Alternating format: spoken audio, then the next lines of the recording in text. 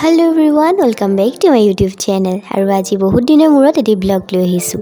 তেন্তে বলকচোন ভিডিঅ'টো ষ্টাৰ্ট কৰোঁ।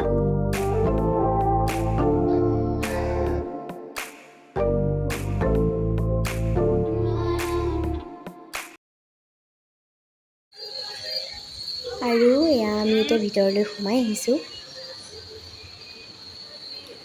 চাওকচোন ইমান ধুনীয়া পৰিৱেশটো।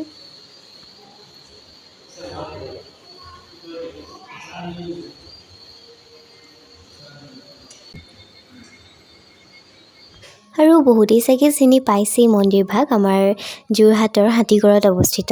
পিছে আপোনালোক আহিছেনে নাই কমেণ্ট কৰি জনাবলৈ নাপাহৰিব কিন্তু দেই।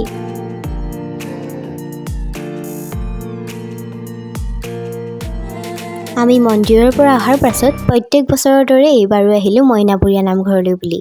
পিছে এইবাৰ ৰামদেৱ বাবা মন্দিৰ, ঢেকীয়াখোৱা নামঘৰ আৰু মইনাপুৰীয়া নামঘৰ একেলগেই দৰ্শন কৰিম বুলি আহিছোঁ।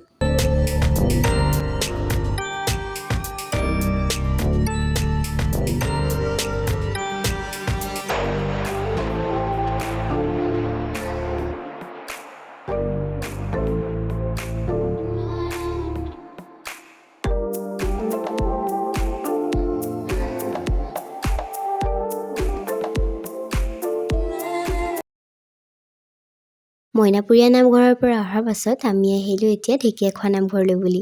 আৰু ইয়াতে আমি এভাগি শৰায়ো দিম। আৰু চাওকচোন ইয়াত ইমানেই ভিৰ যে গাড়ী সোমাবলৈকে জেগা নাই।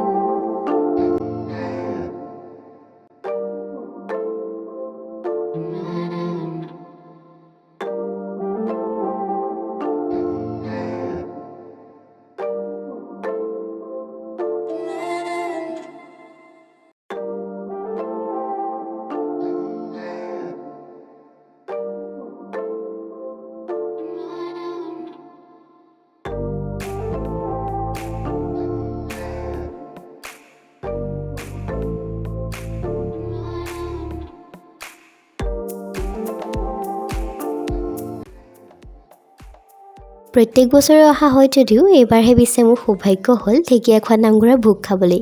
পিছে ইমান দেৰি আমাৰ তাত ৰোৱাও নহয়, এইবাৰহে অলপ সময় ৰ'লোঁ আৰু একেবাৰে খাই মেলিহে ঘৰলৈ আহিছোঁ। বাৰু আজিৰ ভিডিঅ'টো ইমানতে সমাপ্ত কৰিছোঁ। যদি ভিডিঅ'টো চাই ভাল পালে প্লিজ এটা লাইক কৰি যাব।